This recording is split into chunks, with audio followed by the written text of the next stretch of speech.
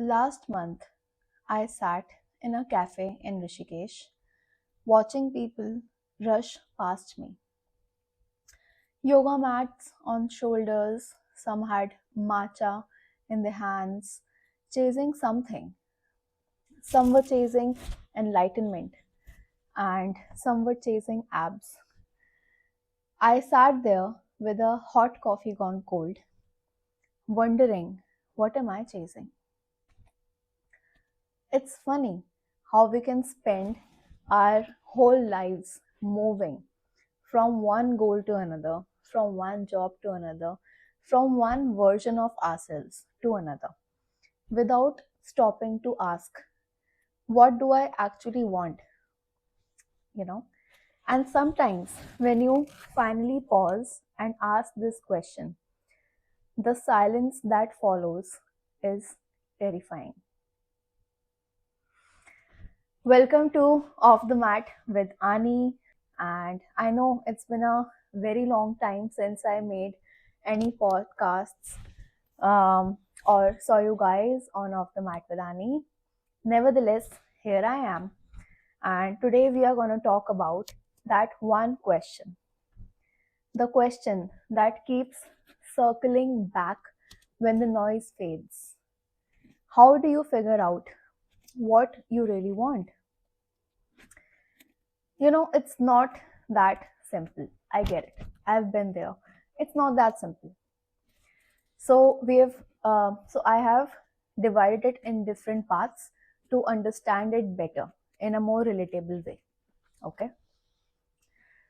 So the confusion of wanting, here's the thing.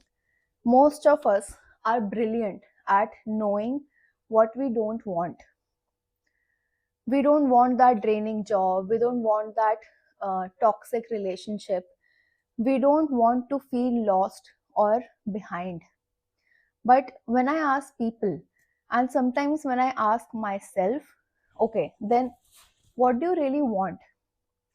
Then there's often this blank space that just clouds my brain. It's not that we don't know, it's that our desires are buried under a lot of noise, noise of opinions, expectations, noise of judgment, noise of advice. We have trained ourselves to ask everyone before we even ask ourselves. For example, should I take that course? Should I invest in that stock? Do you think I'm on the right path? Am I looking pretty today? Is this outfit okay? Should I go there? And soon, even our smallest choices feel like it's not even my choice. It feels like it belongs to other people, you know. Somewhere along the way, we outsourced our inner voice, which brings me to the part two, which is the AI metaphor. A few months ago, I was stuck on, what to write next about the podcast or just when I was journalizing my feelings, what topic to talk about next. And I did the most easiest thing. I asked ChatGPT and it gave me a very neat answer, which was very presentable and perfect in a lot of terms, but it was soulless. You know,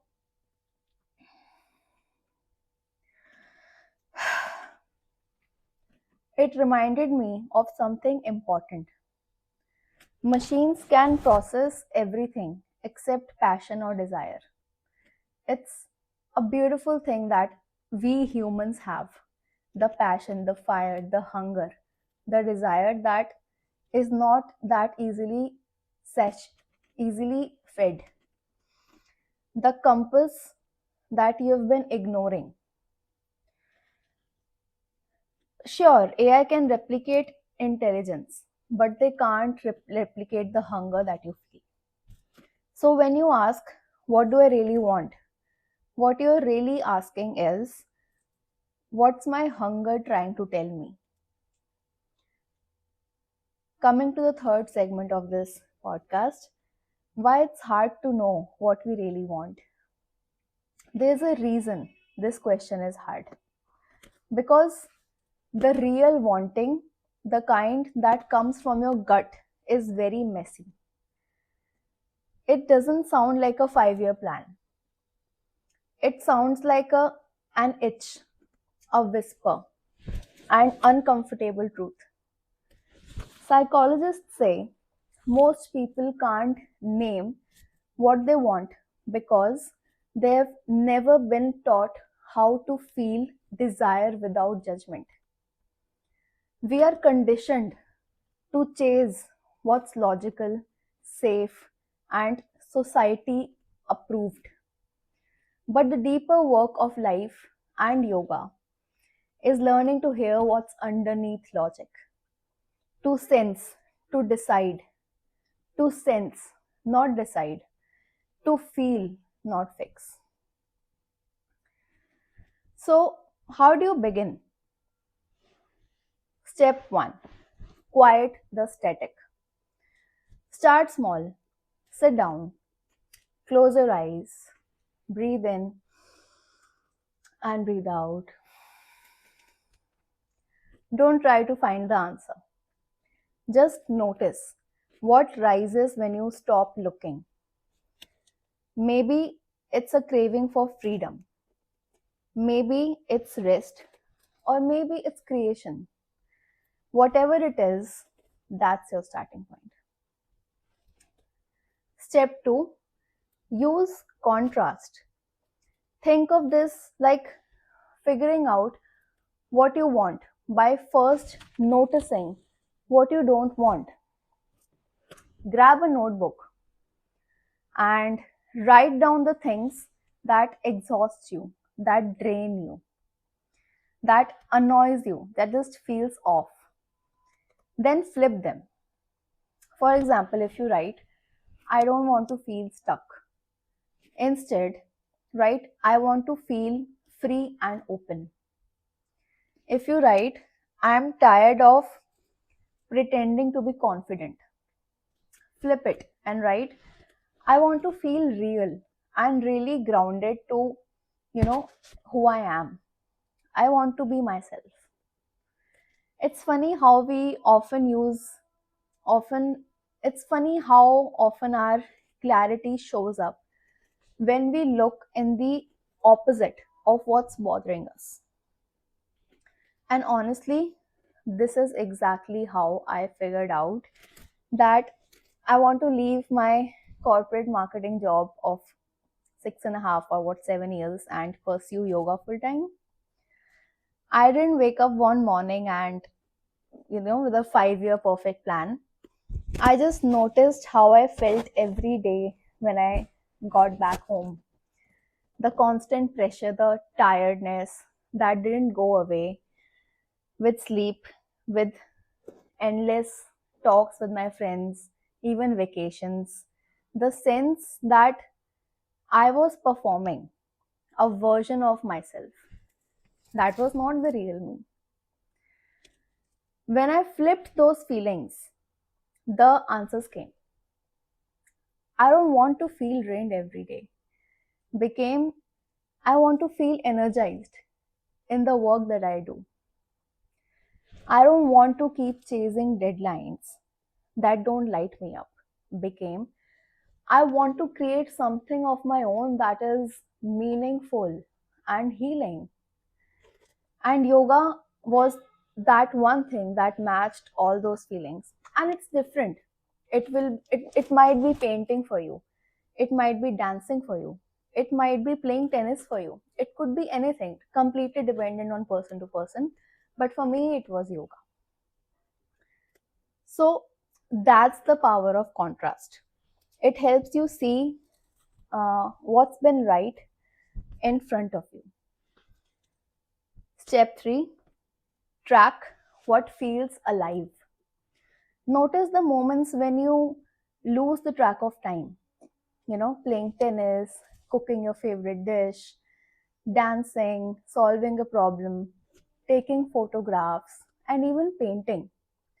Anything where your body says, I want this, I want more of this, that is something that you might want to do in a long term.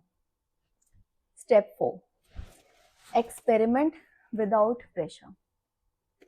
You don't have to overhaul your life to know what you want. Try things, take detours, let curiosity lead instead of fear. The truth about desire is that it reveals itself in motion when you're in action, not when you're sitting still and overthinking. Which takes me to step 5, which is body wisdom.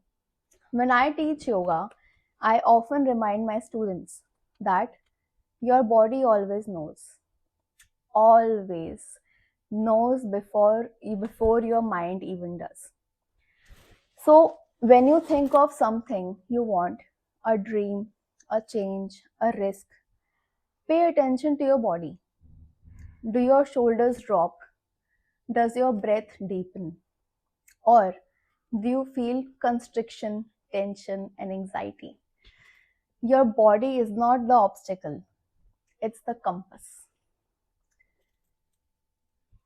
We often look for, one big answer, one big solution to everything, one true purpose. But maybe the question is not, what do I do for my whole life? The question is, maybe, what do I do that feels right in the present? What makes sense to me right now? Maybe start from there, and everything else will, fall in place. Because there's a thing about desires. Desires evolve as you do. What you wanted when you were 20 is not what you will be wanting when you're 35. And that's not confusion or you being unstable.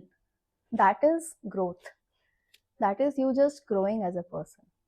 You experimenting, you experiencing different things, and then maybe changing what you want.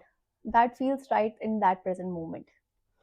So every time you pause, breathe, and listen again, you're recalibrating your inner compass. So here's a small practice for you. Tonight, sit somewhere quiet. Take a few slow breaths like this.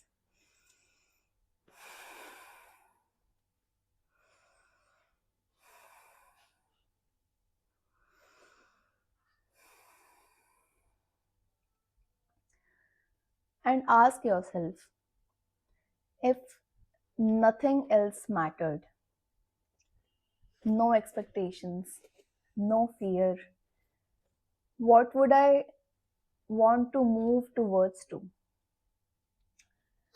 Write down whatever comes up after you sit down for like 5 or 10 minutes. Even if it makes zero sense, even if it is something like, I just want to travel the world, or even if you don't have money and you want to travel, or even if it's like, I want to grow more plants, I want to grow the plants, my own food, I want to buy a house in hills, I want to settle in the hills, I want to do something with carpentry. Anything which comes to your mind, just write it down. That is your soul stretching. That is your soul actually scratching the surface and telling you that this is what I wanted all the way along, you know. And when you're done, whisper to yourself, I am allowed to want what I want. Because you are. Yes, you are allowed to want what you want without any judgments, without, any opinion from anyone else's. It might be wrong to someone else, but as long as you're not hurting or, making any harm in that process, it is completely your decision. It just has to make sense to you. It just has to make you feel right. Doesn't matter how anyone else thinks. even if it's your parents, your partner, or even your close ones, your friends, doesn't have to make sense to anyone else than yourself, than your heart, than your gut. So I think that was it. It might be a bit heavy for today, but this is such an important piece, and I wanted to, share my thoughts about it, share my feelings about it, share how do I made the switch, because I get asked this question a lot, that Ani, what is the moment that you realized this was the one you want to take yoga full time thing, and not pursue corporate marketing, because I was doing well. I had a very stable income, and I was getting promoted. Everything was just falling in place for someone else, you know. From If you look at it from an outer side, you might say that you should be grateful for what you had. And I was. Trust me, I was. But it was not for me. And I know it. And it's okay if I'm not able to explain it to anyone else in that moment, because I don't have to. It's my dream, it's my path. I have to walk it alone. So if I have to walk it alone, then why give explanations and, waste my energy and focus in explaining things rather than doing what I actually want to do?